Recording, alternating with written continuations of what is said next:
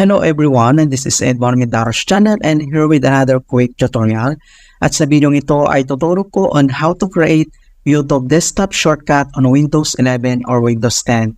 Creating a desktop shortcut can save you time and effort if you perfectly watch YouTube videos with just one click.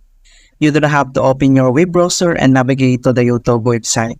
Alright, so without further ado, let's go ahead. So ang next step ay dito lang sa ating web browser ay kailangan lang natin search yung youtube.com.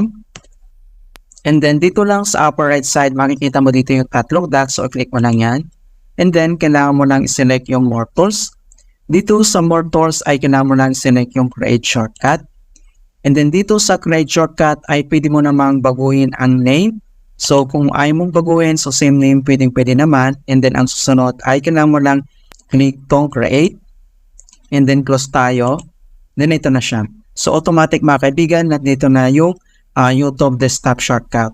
And then dito naman sa ating taskbar ay makikita mo na dito yung ating YouTube app. Alright, so hindi mo na kailangan pumunta ng web browser ang ating website para pumunta dito sa YouTube pag manonood ka ng mga videos. So i-click mo lang ito at automatic na madadirect tayo dito sa YouTube app. Alright, so ganoon lang po kasimple mga kaibigan.